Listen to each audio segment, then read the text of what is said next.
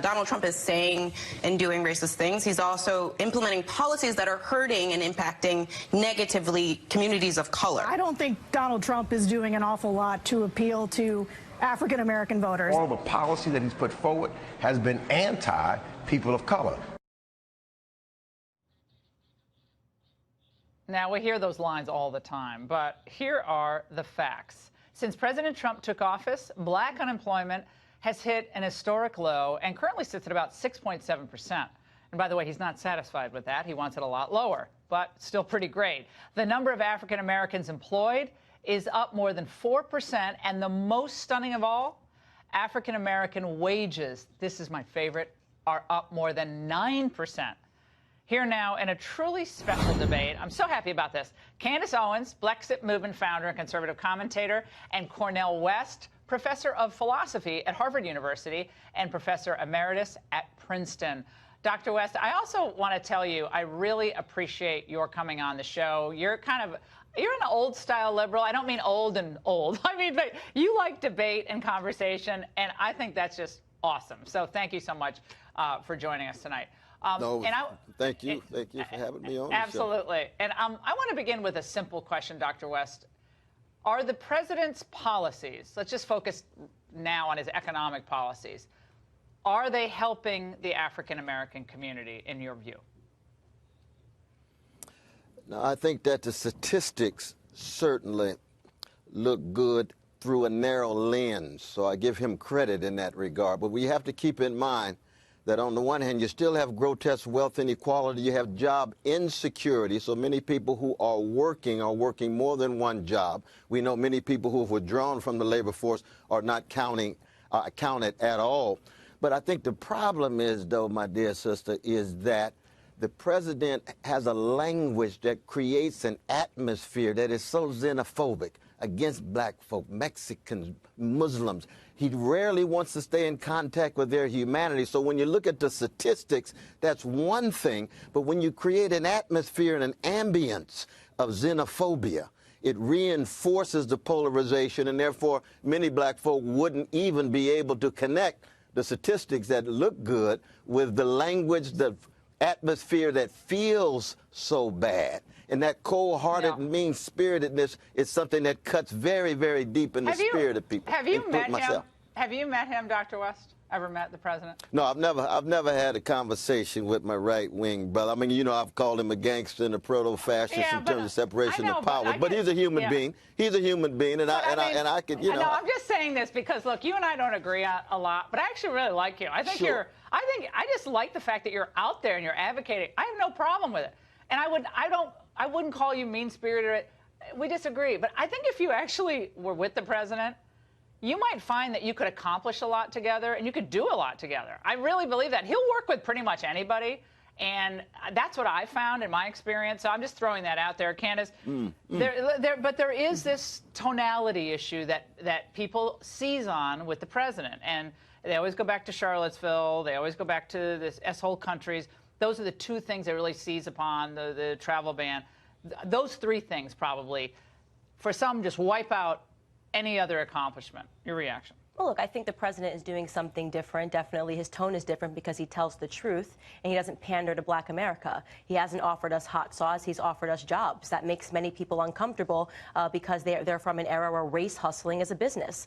They're used to telling black Americans that they're victims, writing books about victimhood, and that is no longer selling in America.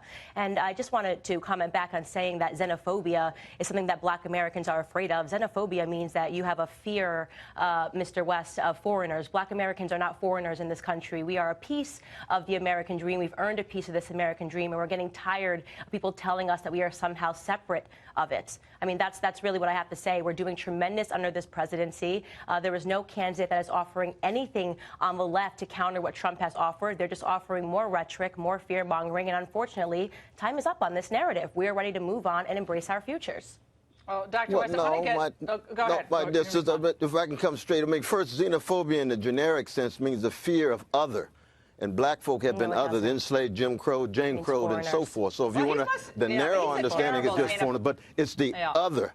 Those who have been otherized, those who have been marginalized in this sense. But think of when you call my dear sister Maxine Waters low IQ, She does have a low IQ. That's vicious. That's a fact. You said what? That is a fact. That is a fact. If she took an IQ exam, you would find out that Maxine Waters had a very low IQ. And I will push that challenge. It may not be nice, but it is truth. Okay. When he calls Brother Collin a son of a bitch, you see, this kind of language is ridiculous. I have never used that language. Not you. No, I'm talking about the president. I'm not talking about you, my sister. I'm talking about the president. West, look, the president called Brother Collin a son of a bitch. Okay, but I think that's a fact. Yeah, I think the nasty language, it's on both sides. I mean, if they call him a gangster, a traitor. I mean, so we can play that game all night long. But I do want to get this out. I want to get to this. The prevailing wisdom, I think Dr. West, highlighted this, is that race relations have deteriorated almost under this president. That's the thought. And that Obama was the great racial healer. Yet, in a new study by a pair of sociologists at UPenn, this is not some conservative outlet, they found that, quote, anti-black prejudice declined by a statistically insignificant degree between 2012 and 2016. But then after 2016, it took a sharp dive. There was also a general fall in anti-Hispanic prejudice, too. So, Professor West, to what do you attribute these findings? So prejudice is on the downswing, not on the upswing, at least in these first few years of Trump.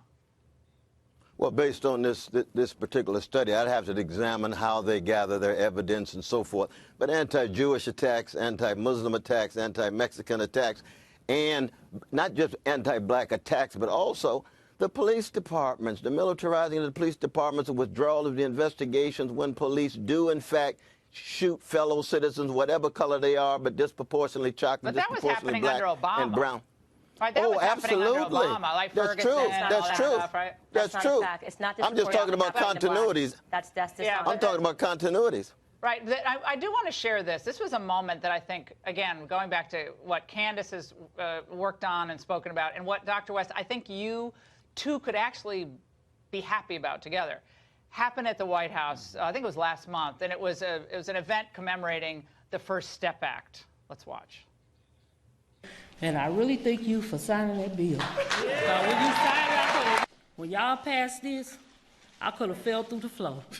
I'm an example of a woman who has been given a second chance in life. And it's an experience that I never forget. 2 months ago, I was in a prison cell, and I'm in the White House. Let's continue to make America great again.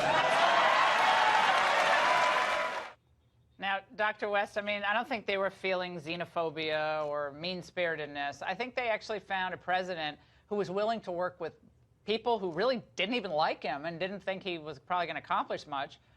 And it got almost no coverage. I think we played it on our show, maybe a few other places, but it didn't get any coverage. What's your reaction to seeing that? No, I think that's a very important attempt to zero in on this vicious policy in the last 40 years of mass incarceration, punitive attitudes toward those engaged in various kinds of crimes. I've been blessed to teach in prisons for 37 years. The Raw Way to Step program. I was just in Norfolk. It's something that has an impact on the ground, and I'd give the president credit for that. It's not as if he has nothing to offer. It's just that the dominant orientation is still tied to what I'm critical of both parties, because identity politics for me is milquetoast neoliberal politics that don't talk about corporate power, don't talk about poverty, don't talk about militarism.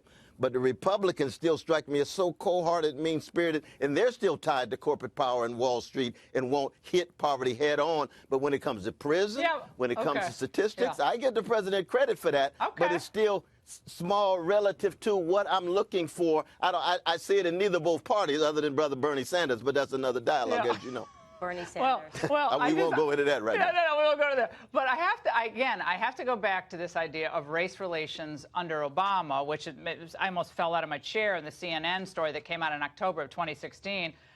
They got worse. 54% of Americans said they got worse. Only 16% said they got better.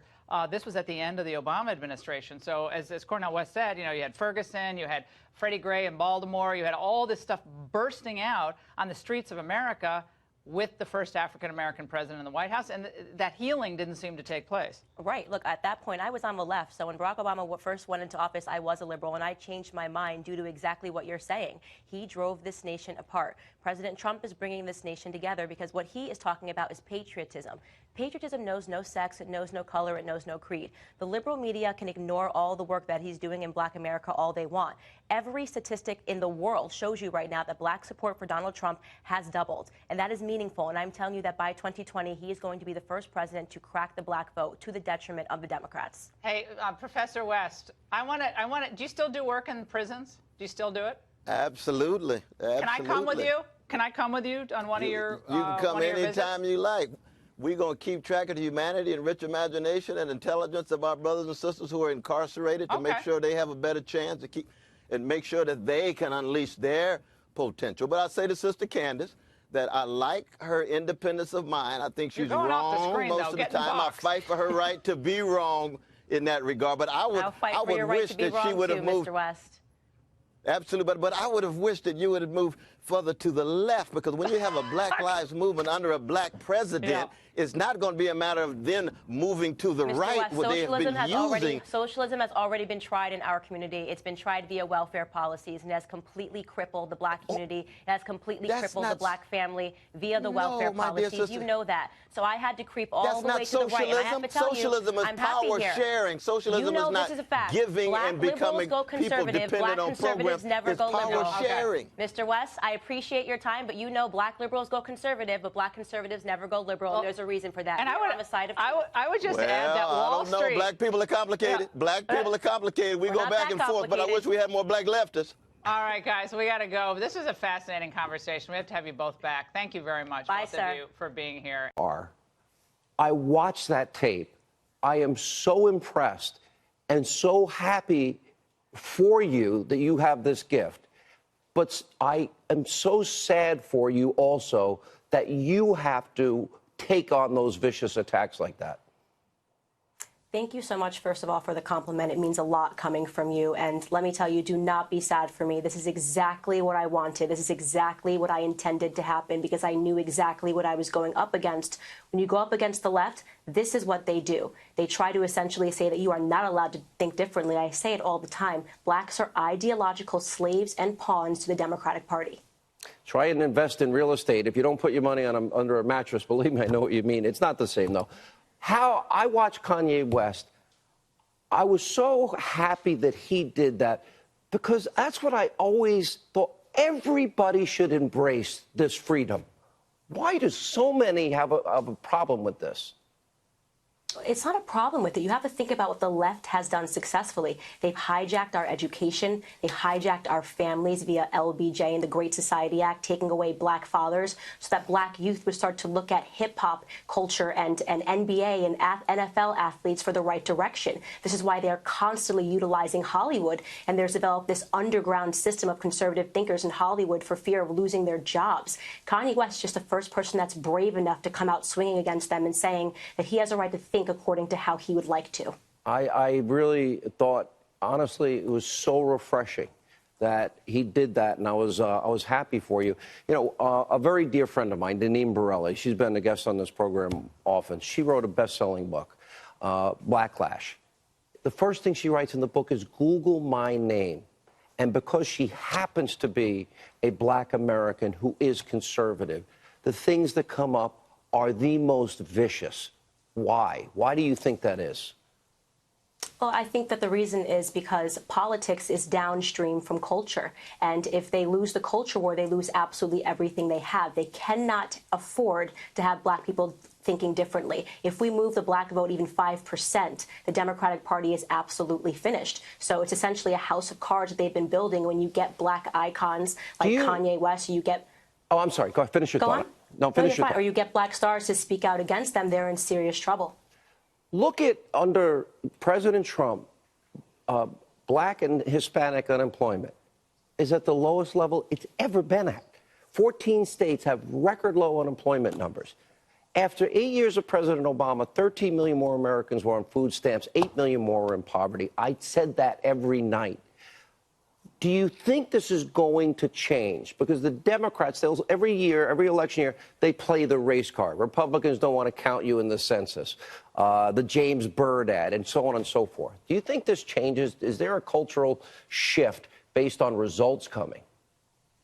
100% there's going to be a cultural shift. And you mentioned the Black Caucus, which stood for more food stamps when Obama announced it, but sat when Trump announced black unemployment. That is disgusting, okay? And that is because they work for leftists. It has been infected. It is a swamp. And I'm telling you right now, we are on the brink of an ideological revolution, and the black community is going to start waking up. And I'm so happy that I get to play a part in this. I got to tell you, I admire you so much. You are a force of light and a star, and I am going to really enjoy watching your career trajectory just soar. And I wish you all God's grace and success in the future. Thank you so much for being with us, and thank you, Kanye, for what he did for you, too. Thank you so much.